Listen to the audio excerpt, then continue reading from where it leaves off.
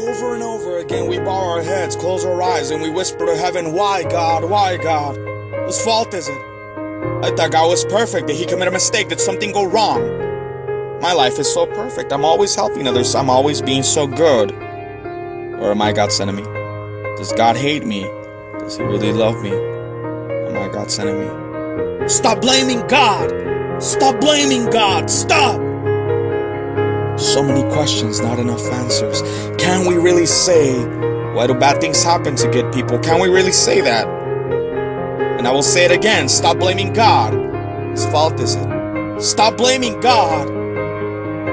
You are wrong, and I will show you why. For God is greater than any human being. So why are you bringing a charge against him? Why say he does not respond to people's complaints? Must God tailor his justice to your demands? Must God tailor his justice to your demands? It is wrong to say God doesn't listen, to say the Almighty isn't concerned. Will you discredit my justice and condemn me just to prove you're right? We don't even hesitate and point the finger of blame at everybody else, especially God. It is easy to play the blame game, to tell yourself that you are acting the way you are because of someone else. We all play the victim. We think that everyone else is so wrong and we are so right. Our own foolishness, mistakes, and sins takes us to a place of trouble. And we see this taking place and we still have the hypocrisy to say, why God? Why didn't you stop me from making that decision? Why did you put that person in my life who caused me to sin? But why? Why me? Why? People ruin their lives by their own foolishness, and then they blame the Lord for it. And over again, I will say it again, stop blaming God. It is enough. It is enough. Stop blaming God. Don't be misled. Our own desires entice us and drags us away. What's good and what's perfect comes down from God our Father. He never changes or casts a shifting shadow. Don't just listen to God's word. You must do what it says. Otherwise, you are only fooling yourselves. Stop blaming God. It's enough. Who made the choice? Adam or Eve? Or was it God? Who made the choice? Cain or Abel? Or was it God? Who made the choice for the betrayal of the Son of Man? Or was it God? Who made the choice in heaven? God or Lucifer? Stop blaming God. It's enough. So why do we say, why God? The thief's purpose is to steal and kill and destroy. My purpose is to give them a rich and satisfying life. Stop blaming God. When we follow the desires of our own sinful nature, the results are very clear. Indeed, they are. Stop blaming God. And let me remind you of the angels who did not stay within the limits of authority God gave them, but left the place where they belong. Who left the place? The angels or God? So stop blaming God. It's enough. As Moses lifted up the bronze snake on a pole in the wilderness, so the Son of Man must be lifted up, so that everyone who believes in him will have eternal life. The cross! It's the cross. The cross. It changed the equation. It changed history.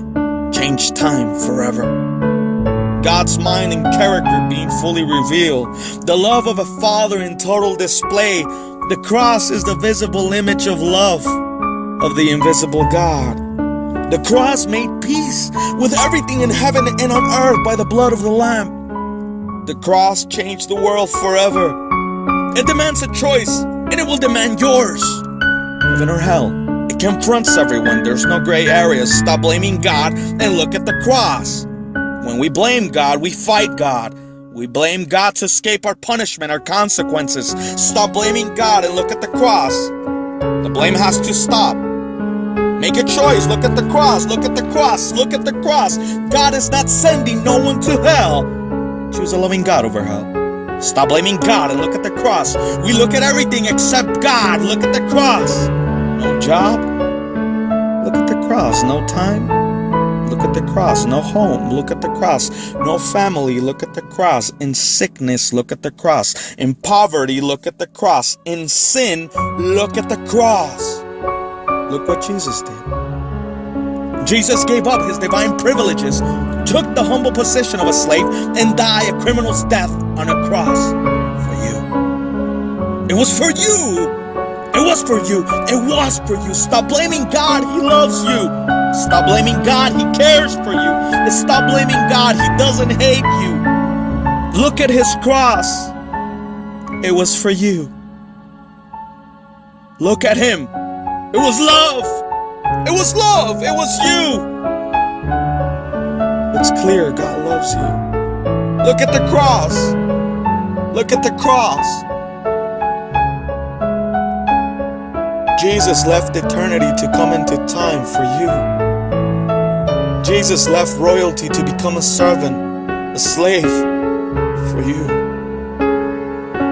It was for you. Stop blaming God and look at the cross. He loves you so much. He cares for you. He doesn't hate you. Come to the cross. Come to the cross. Come to the cross. It was all for you. It was all for you. It was all.